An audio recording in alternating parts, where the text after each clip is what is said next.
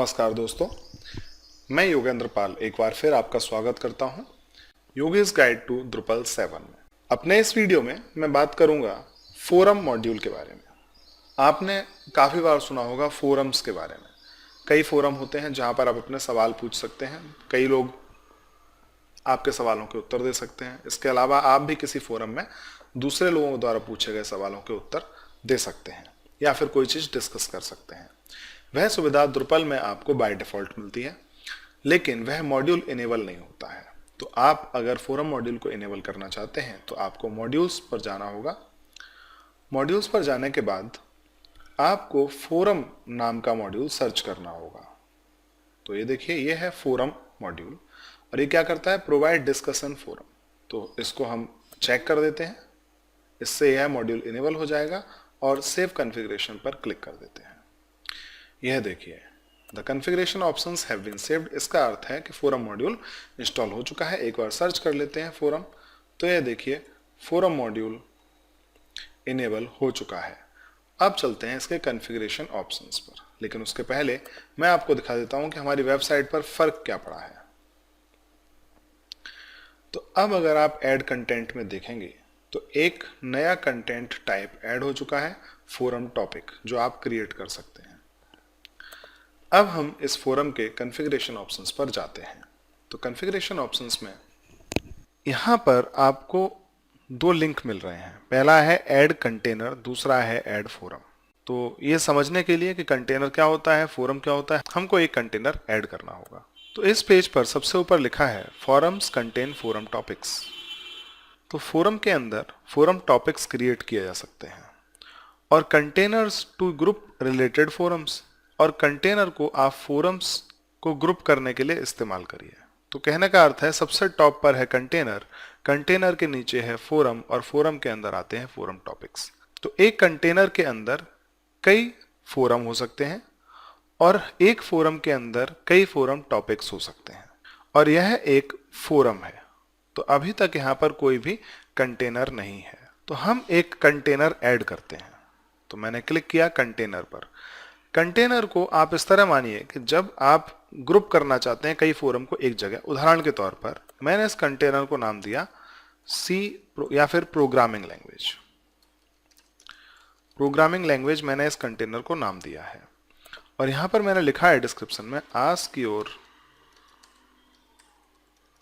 Programming related problems here, और parent इसको बनाया रूट। तो रूट एक डिफॉल्ट कंटेनर है। देखिए लिखा है containers are usually placed at the top root level but may also be placed inside another container और फोरम। दैट मीन्स आप किसी कंटेनर को एक और कंटेनर के अंदर डाल सकते हैं, यहां तक कि आप किसी फोरम के अंदर भी एक और कंटेनर को रख सकते हैं। जब आप इस पर काम करेंगे तो आपको यह ज़्यादा अच्छी तरह समझ में आएगा। मैंने इसको रूट लेवल पर रहने दिया है और सेव कर दिया। अब यह पेज आया है और अब देखिए इस पेज पर प्रोग्रामिंग लैंग्वेज नाम से एक कंटेनर ऐड हो चुका है। मुझे कैसे पता लगा कि यह कंटेनर है? देखिए यहाँ क्या लिखा है, एडिट कंटेनर। अब एडिट कंटेनर लिखा है, इसका मतलब यह एक कंटेनर है। अब अगर हम इस पेज पर जाते हैं तो देखिए किस तरह से दिखाई दे रहा है, प्रोग्रामिंग लैंग्वेज यहाँ पर लिखा रहा है, ऐड न्यू फोरम टॉपिक के लिए कहा गया है। अब मैं आपको एक चीज बताता हूं कि यहां पर अगर आप सिर्फ फोरम लिखते हैं, आपकी वेबसाइट का नाम /फोरम, तो आप फोरम के डिफॉल्ट पेज पर पहुंच जाते हैं। ये फोरम का डिफॉल्ट पेज है और देखिए यहां पर क्या लिखा हुआ है, ऐड न्यू फोरम टॉपिक, नया टॉपिक ऐड करने के लिए।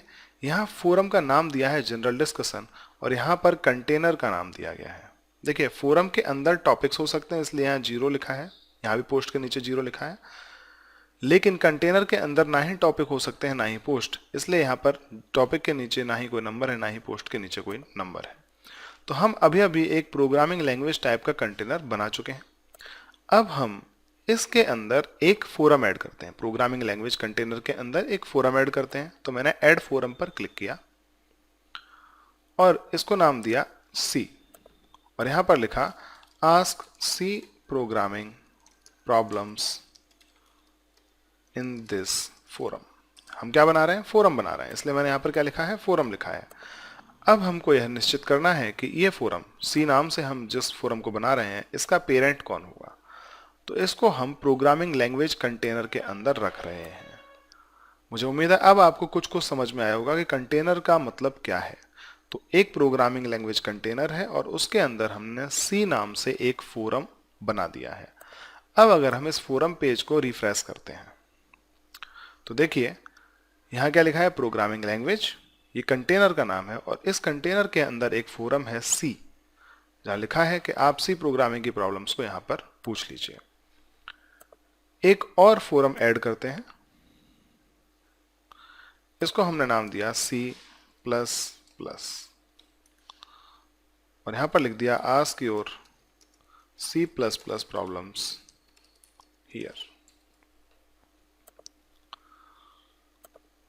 और इसके भी टॉप पेरेंट को क्या बनाया और इसके पेरेंट को भी प्रोग्रामिंग लैंग्वेज कर दिया।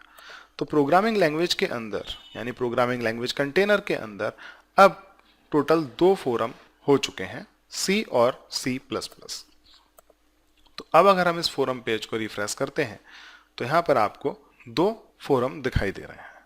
अब आप समझ चुके हैं कि कंटेनर क्या होता है, फोरम क्या होता है। अब बारी है फोरम टॉपिक के बारे में समझने की। तो देखिए फोरम टॉपिक आप यहां से ऐड नहीं कर सकते, यहां पर ऐसा कोई लिंक नहीं है, ये तो एडमिन का पेज है। आप फोरम टॉपिक को फोरम पेज से बना सकते हैं। तो हम एक नया फोरम टॉपिक ऐड करते हैं और इसको नाम दिया, अब ये फोरम टॉपिक है, इसको कोई भी नाम दिया जा सकता है, जिस तरह से आप किसी कंटेंट को कोई नाम देते हैं। लेकिन यहां देखते हैं, यहां लिख देते हैं how to create a for loop. ये क्वेश्चन कोई पूछना चाहता है, तो अब यह क्वेश्चन कहाँ पूछा जा सकता है। तो देखिए प्रोग्रामिंग लैंग्वेज C++, तो मैंने जानबूझकर यहाँ पर प्रोग्रामिंग लैंग्वेज लिखा।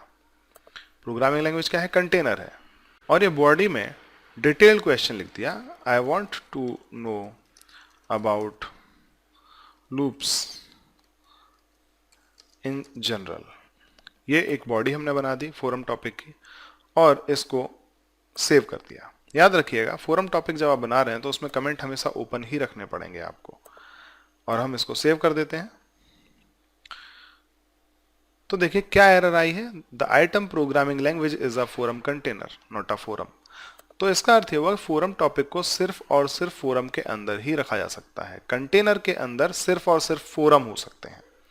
तो इसलिए हमें सही फोरम चूज करना पड़ेगा।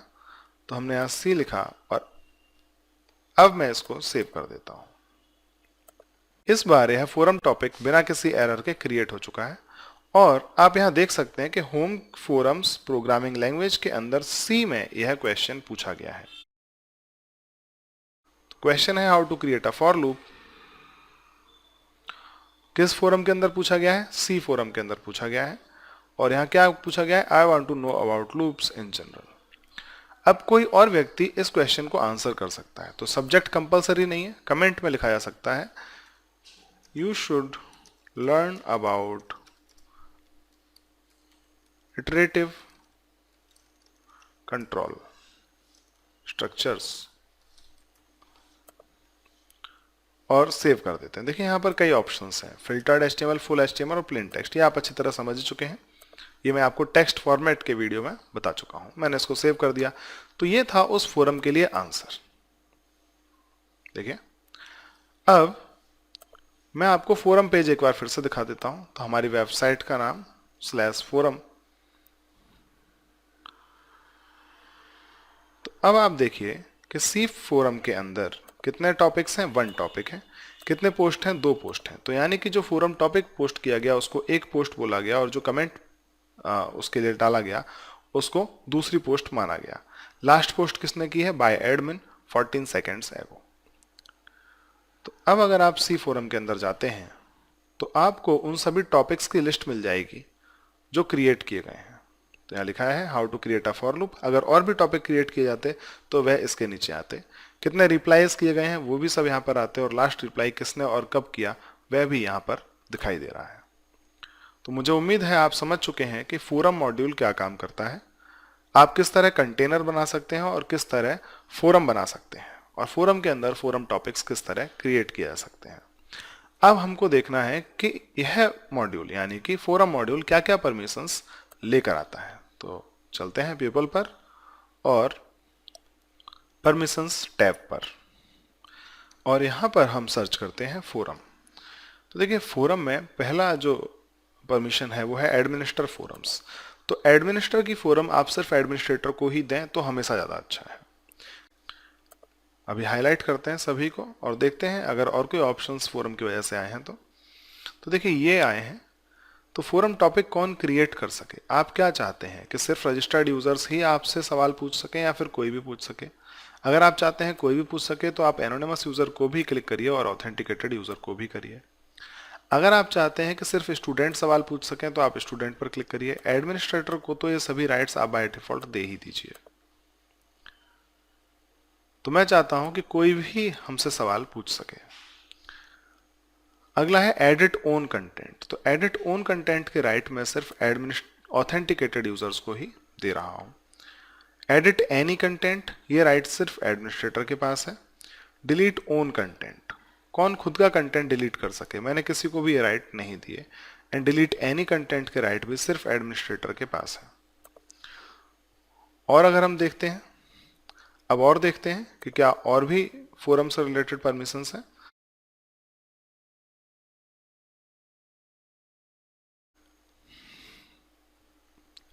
तो देखिए यहां पर टैक्सोनॉमी की परमिशंस हैं। टैक्सोनॉमी और टर्म्स मैं अपने एडवांस्ड द्रुपल के वीडियो में कवर करूंगा, तो यहां पर उसके बारे में हम कोई बात नहीं करेंगे। आप सिर्फ ये समझिए कि आप कंटेनर्स ऐड कर सकते हैं और फोरम टॉपिक्स ऐड कर सकते हैं, इससे आपका पूरा बेसिक वर्क हो जाएगा। और फाइनली सेव कर देते हैं परमिशंस को। तो अब आपकी इस वेबसाइट में कोई भी आपसे सवाल पूछ सकता है। अब यहां जो आखिरी चीज मैं करूंगा वो है मेन्यू के अंदर फोरम का लिंक लेकर आना। तो आप जानते ही हैं इसके लिए हमको मेन्यू को एडिट करना पड़ेगा। तो स्ट्रक्चर पर जाते हैं और मेन्यूज पर जाते हैं। मेन्यू एडिटिंग मैंने आपको एडिटिंग मेन्यू नाम के वीडियो में सिखाई थी। तो यहां मेन मेन्यू में लिस्ट लिंक करते हैं और यहां पर एक नया लिंक ऐड कर देते हैं। तो टाइटल दिया मैंने फोरम और पाथ है FORUM स्मॉल में, और सेव कर देते हैं।